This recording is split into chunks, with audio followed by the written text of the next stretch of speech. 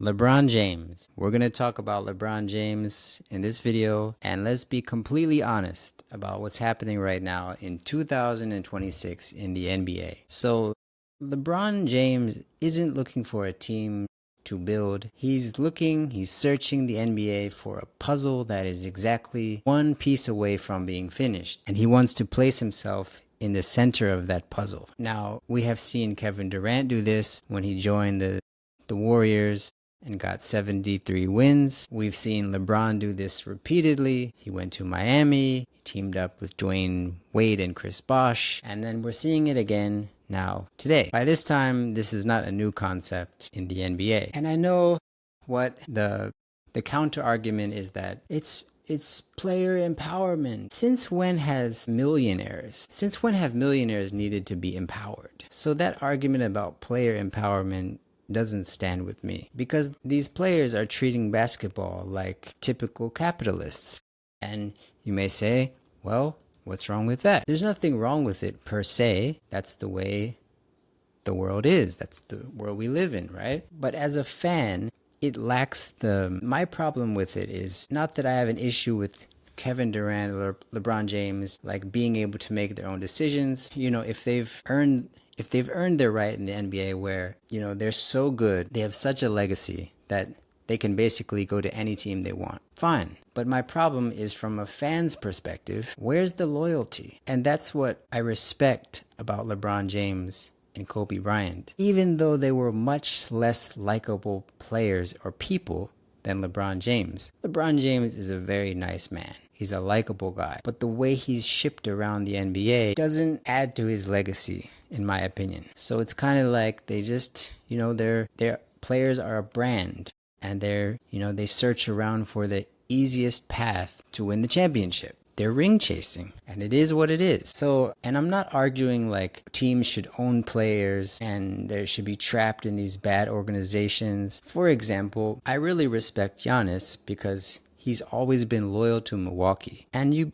better believe Milwaukee fans are grateful for that. But he's nearing the end of his career, or it's time for a change or something.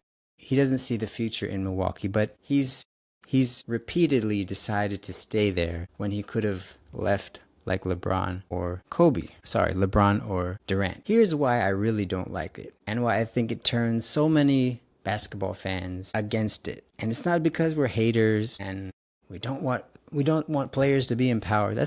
Come on. Get over yourselves. The problem I have, and I think most fans have, is it removes the struggle. So think about the most satisfying championship in recent memory. Stephen Curry winning his 4th ring in 2022 after 2 years of injuries and lottery picks. Giannis staying in Milwaukee, going with the ups and downs year after year, and he finally broke through in 2021. Jokic slowly building alongside Murray in Denver to win it all.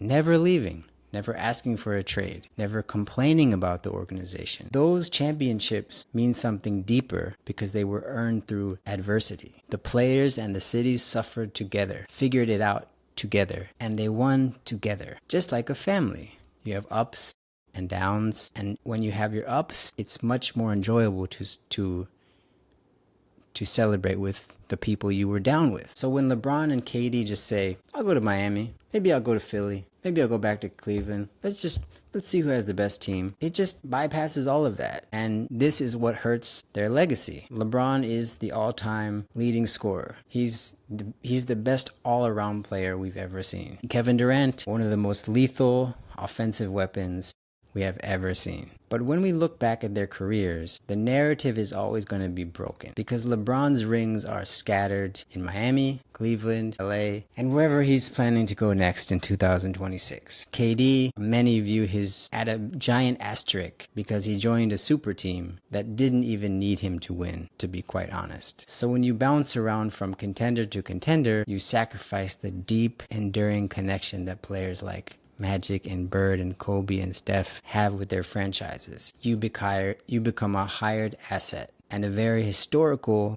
great hired asset, but a hired asset nonetheless. So now if LeBron goes to Philly or Golden State this year and wins a ring, will it count against the history books? Absolutely. But it will it will hold the same emotional weight as a player dragging the team that drafted him into the promised land? Not a chance. That's just how I see it, and I want to know from you guys, do you think LeBron and KD's team hopping hurt their legacy in your eyes, or is it just the smart, new way to navigate the modern NBA? Now, this is just my opinion, and I'm genuinely curious, what do you think? Please leave your opinion in the comments, and we can have a discussion, because we love basketball. We love the NBA. And one more thing. That's the name of this podcast. So, and one more thing. As a Philly fan, LeBron, don't come here. I mean, I know he will make the team better and will probably win the championship. But I just feel like he brings so much attention that it's going to kind of mess with the chemistry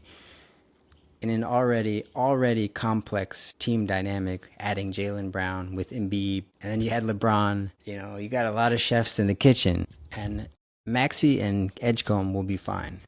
They have more agreeable personalities, but and I'm not saying Jaylen Brown has a disagreeable personality. This whole thing could just be like a Boston problem. But adding LeBron with Embiid and Jaylen Brown, then it becomes, well, whose team is this? And it seems that LeBron didn't really like, giving the keys off to Luka Doncic. He had to. He's a smart guy. He knows, he's older and the team is Luka's now. But look, he left.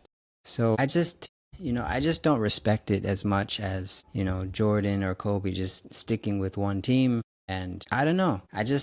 I can't imagine LeBron in a Sixers jersey, and it just doesn't feel right, because if he wins a championship in Philly, he's played 1 year here. So, his identity, he's from Cleveland. He won a championship there. He should go back to Cleveland and retire there as a sentiment and statement and, appreciation for where he's from. So that's what I think. And, maybe this whole thing is just to spin up, some media coverage, and he's already decided to go back to Cleveland, but I don't know. So let me know what you think in the comments. We love basketball. We talk basketball, and it's all about basketball. None of this is personal, and if you love hoops as much as me and you're excited about the upcoming NBA season, stay tuned, subscribe for more content, because we're going to be talking a lot of basketball.